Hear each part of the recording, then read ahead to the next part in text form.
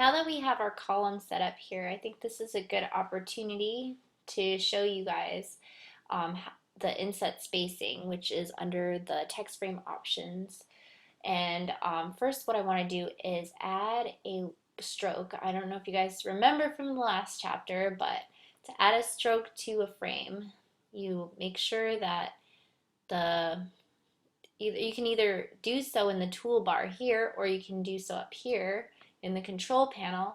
And I think I'm just going to do it in the control panel because it's a lot easier. So I'm going to put a black stroke. I'm going to increase the point size to 4, so it or maybe even 7, so it has a lot of weight, kind of like the text up above it. I'm going to delete this text frame to the right, and what happens is now there's overset text again, because that text is still, it still remembers the text, it's stored, and if I pull this frame to the side, it will be there. It will continue to fill the text frame. There's still some overset text, but I'm going to ignore that for right now because what I want to show you are the text frame options. And I actually don't remember the long way to get to the text frame options, but the shortcut is Command B or Control B, depending on Mac or PC. So I have a Mac, I'm going to do Command B, and it pulls up the text frame options. What's interesting is that it also shows that it's from the object menu. So if I were to look in the object menu, see, text frame options, okay, there it is. This is the long way. Object, because the text frame itself is an object, and so all the menu options for objects are under the object menu. And so you can also see that there's the shortcut symbol, so that's the shortcut symbol for command and then plus B. So anyway, it's a good one to just memorize, Control B or Command B, because a lot of times you're going to need to adjust the spacing. It's called inset spacing here, and if I just adjust one, it adjusts all of the rest. If I adjust the top, it adjusts the left and the bottom and the right because I have it locked. And I can add space, a little buffer between the stroke and the text itself, which is something I was mentioning at the very beginning of the chapter, that one of the little ads needed a lot of space around between the stroke and the text itself.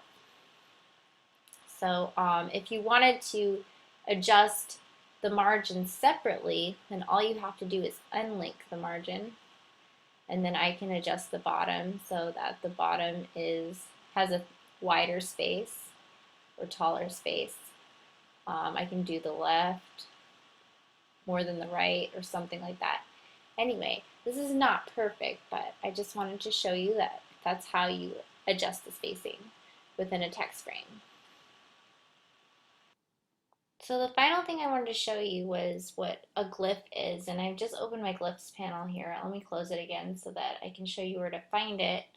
All your window panels, your panels on the side here, they're also called windows, and they can all be found under the window menu item.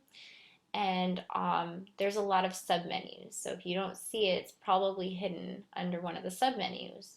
But they're named pretty well. So for example, a glyph is going to be under types and tables because it has to do with type. So glyphs is right here. It gets its own panel, and glyphs can be anything from like an embellishment like this to let me delete that. Oops. Delete that. To an @ symbol or a copyright symbol, something that may not be on your keyboard or specific to the font. Like in this case, this Braggadocio, whatever, I still can't pronounce it. These are all the glyphs that they have, and some of them include, let me see if I can find it. Okay, so some of them have 2 letters stuck together. So for example, if I change typography to finances, and if we zoom in to take a look at finances, the F and the I here are just their regular standalone F and I, but the glyph here is a little different.